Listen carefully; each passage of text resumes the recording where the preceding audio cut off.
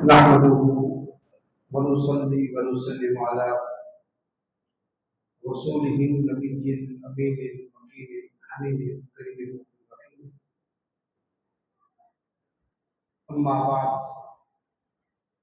فأعوذ بالله من الشيطان الرجيم. بسم الله الرحمن الرحيم. وقال الله تبارك وتعالى: قالوا إنا تطيرنا بكم لئن لم تنتهوا لنرجمنكم وليمسنكم منا عذاب أليم.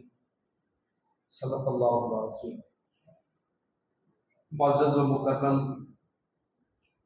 سامعین محتشم، ماہ محرم الحرام کے مبارک ایام رب ذوالجلال کی عنایت سے پایہ تکمیل تک پہنچے. آگے آنے والا مہینہ ماہ صفر المظفر کا ہے. بہت سی باتیں، بہت سے اشکالات ماہ صفر المظفر کے بارے میں لوگوں کے ذہنوں میں ہوتے ہیں. تو آج کی گفتگو ماہ صفر المظفر کے حوالے سے ہے. اللہ رب العزت ہمیں حق بات کہنے، آپ سب کو حق بات سن کر اس پہ عمل پیرا ہونے کی توفیق عطا فرمائے. آمین. عزیزان گرامی قدر، اس سفر اسلامی سال کا دوسرا مہینہ ہے.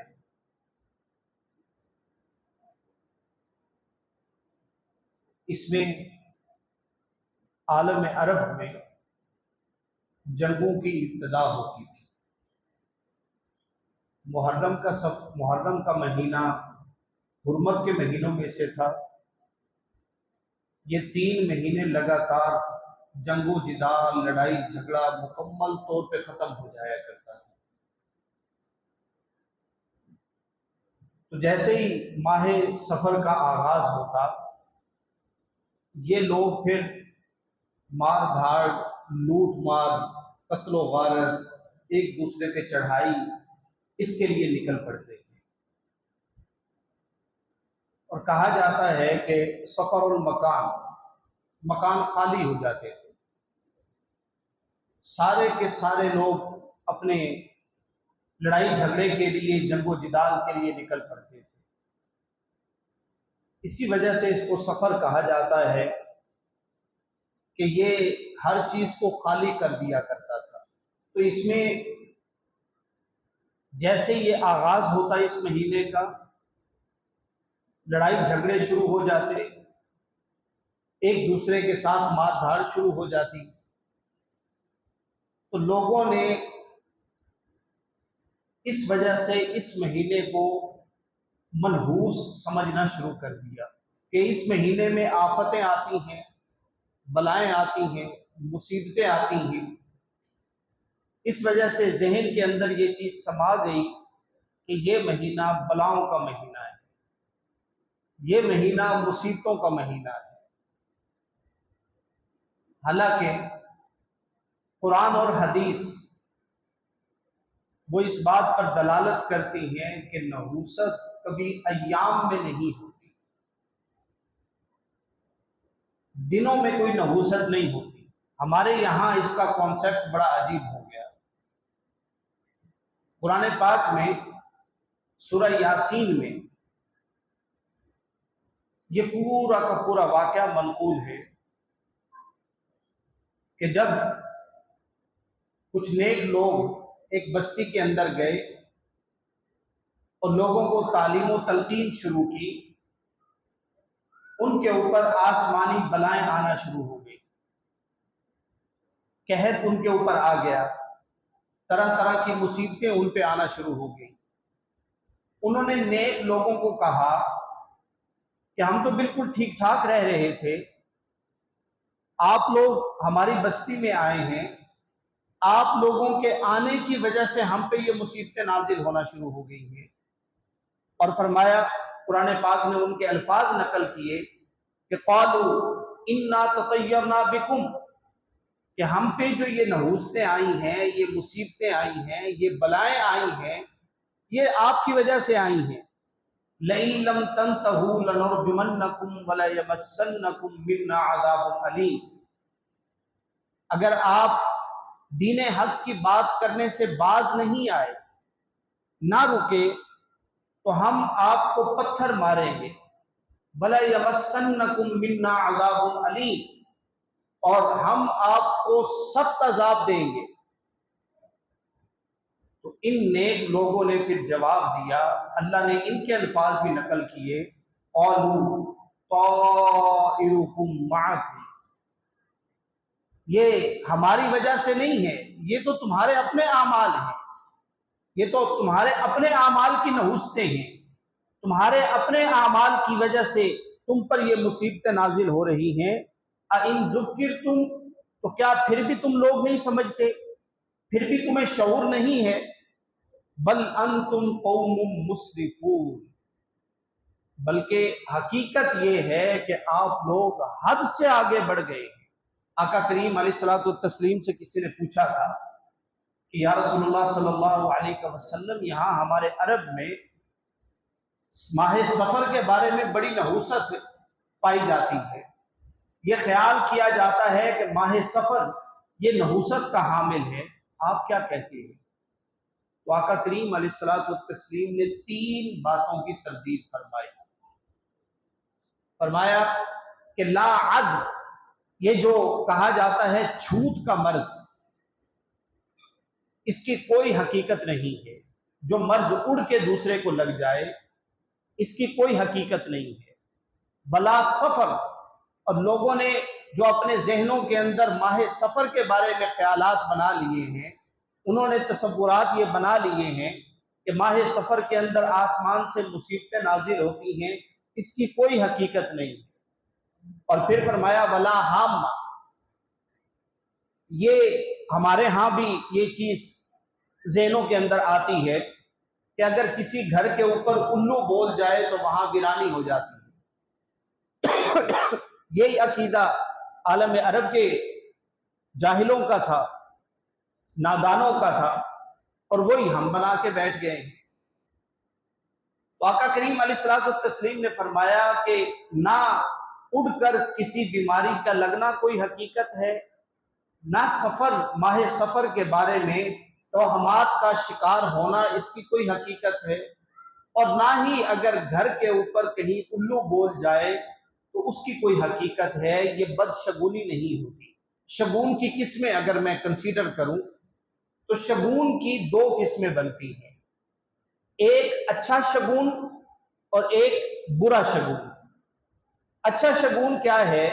آپ گھر سے قرآن پاک پڑھ کے نکلے ہیں، اللہ کا نام لے کے نکلے ہیں، تسبیح کرتے ہوئے نکلے ہیں، اللہ کو یاد کرتے ہوئے نکلے ہیں، درود پاک پڑھتے ہوئے نکلے ہیں۔ کیوں پڑھا آپ نے؟ خیر ہو، اچھائی ملے، اللہ کی طرف سے برکت ملے، یہ نیک شگون ہے۔ نیک شگون 100% جائز ہے، بلکہ اس کا حکم ہے کہ اپنے گھر میں برکات کے لیے کچھ نہ کچھ پڑھا جائے اور پھر تصور کیا جائے کہ انشاءاللہ اس سے مجھے خیر و برکت ملے گی۔ یہ نیک شگون ہے۔ اور بدشگونی کیا ہے کہ بلا وجہ کسی چیز کو اپنے اوپر سوار کر لینا کہ یہ ہو گیا تو بس اب یہ ہوگا ہی، اس کو بدشگونی کہتے ہیں۔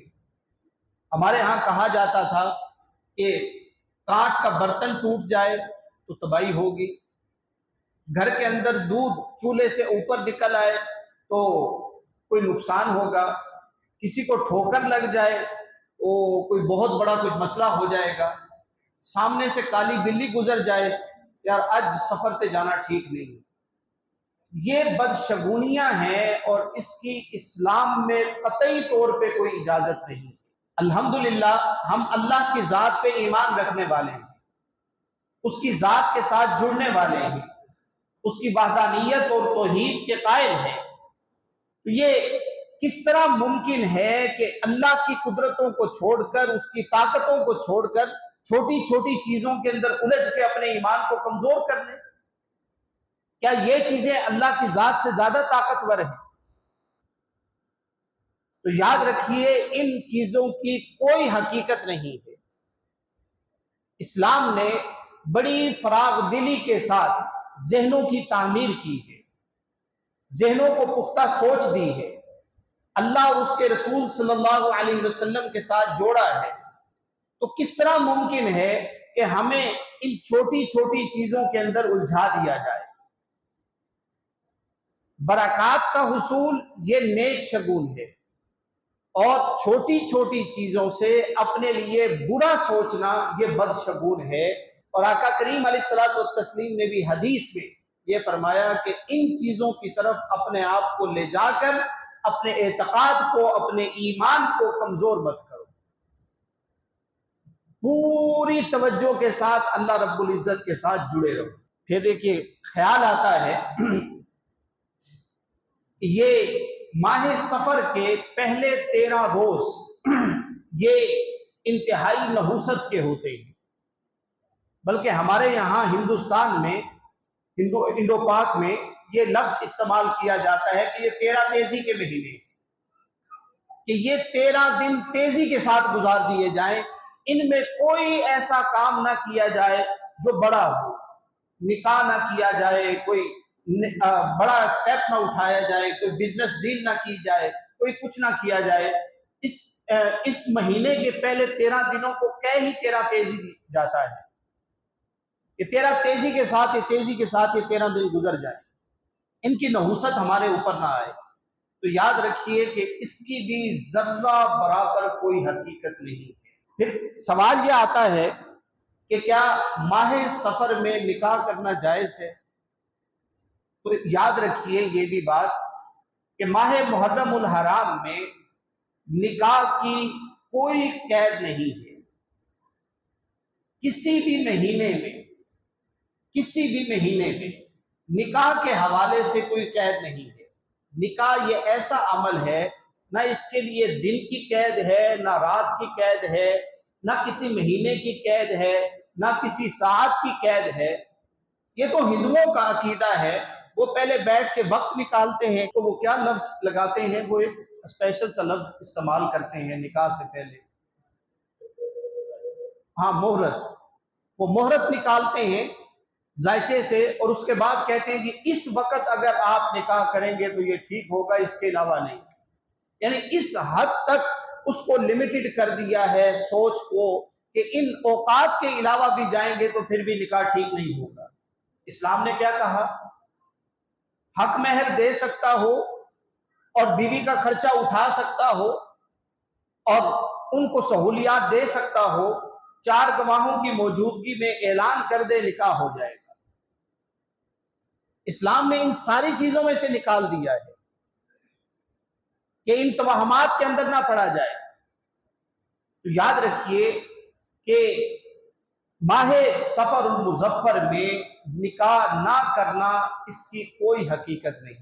پھر کہا جاتا ہے کہ اس مہینے میں آسمان سے بلائیں نازل ہوتی ہیں، تو یاد رکھیے اس کی بھی ذرہ برابر کوئی حقیقت نہیں۔ اسی لیے آقا کریم علیہ الصلوۃ والتسلیم سے اور اولیاء کبار سے یہ ثابت ہے کہ جہاں سفر خالی کہا گیا تو کتب میں اس کا نام رکھا گیا سفر المظفر، یہ کامیابی کا مہینہ ہے۔ یہ فقط اس وقت تھا جس وقت وہ عالم عرب کے جوہلا تھے اور انہوں نے اس مہینے کو جنگ و جدال کا مہینہ قرار دے دیا تھا۔ اس وقت ان کے ذہن کے اندر جو باتیں تھیں سو تھیں، اس کے بعد الحمدللہ یہ عام دنوں کی طرح یہ ایام بن گئے۔ پھر کہا جاتا ہے کہ ان دنوں میں کوئی بڑی بزنس ڈیل نہ ہو ماہ سفر میں، تو اس کی بھی کوئی حقیقت نہیں ہے۔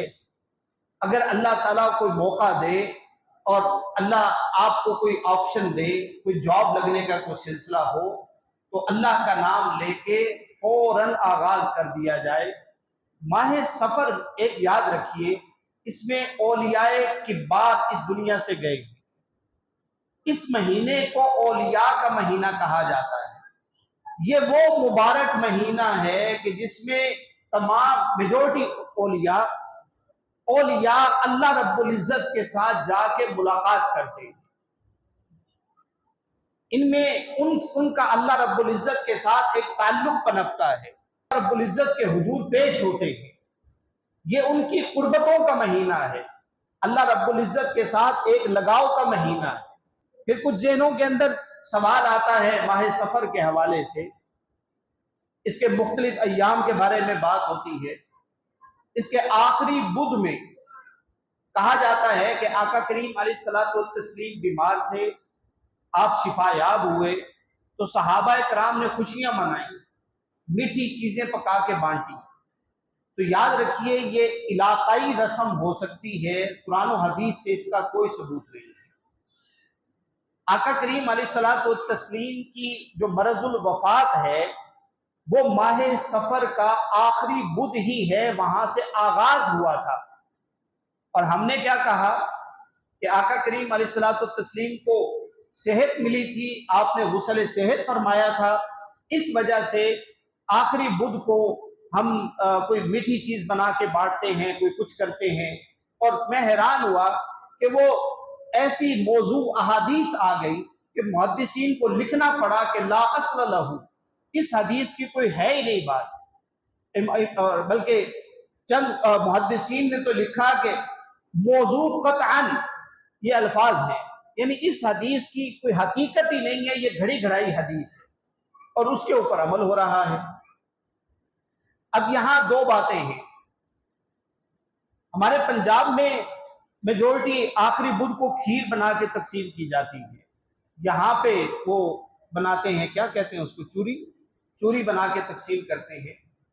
ये इलाकाई तौर पे है और सदके की नीयत से, बरकत की नीयत से, अपने घरों के अंदर बरकत की नीयत से चीजों को तकसीम करना, इसके अंदर कोई मुमानियत नहीं है, ना दिनों की कैद है, ना हुदूद क़ुयूद है, कुछ भी नहीं। जो चीज जब अल्लाह के रास्ते में आप खर्च करना चाहें कर लें। लेकिन अगर किसी ने इस नीयत के साथ किया कि आका करीम अलैहिस्सलातु वस्सलाम को सेहत मिली थी, आका करीम अलैहिस्सलातु वस्सलाम को गुस्ल सेहत दिया गया था और आका करीम अलैहिस्सलातु वस्सलाम शिफायाब हुए थे, उस दिन की मुनासबत से इसको करने की कोशिश की, तो फिर ये जायज नहीं होगा। वजह यह कि इस दिन के बारे में कोई हकीकत ही मौजूद नहीं है। तो वगरना इसके बगैर आप अल्लाह रब्बुल इज्जत के रास्ते में जितना मर्जी खर्च करें, जिस मर्जी सोच के साथ खर्च करें, जिस तरह चाहे आप खर्च करें, अल्लाह आपके सिद्क को देखेगा, इखलास को देखेगा। उसके नजदीक इन दिनों की कोई अहमियत नहीं है, उसके नजदीक आपके दिल की कैफियत की हालत है, आपके दिल की कैफियत है कि उसमें क्या चल रहा है। तो अजीजाने मन, माह सफर के बारे में जितने गलत किस्म के खदशात हैं, या ये ख्याल आता है जहन में कि किसी किस्म की नहूसत है या कोई चीज है, तो याद रखिए ऐसा कुछ भी नहीं है। ये सब लाइल्मी है, जहालत है। कुरान पाक ने और अहादीस ने इनकी मुकम्मल तौर पे तरदीद की है। ये मुबारक महीना है, औलिया का महीना है।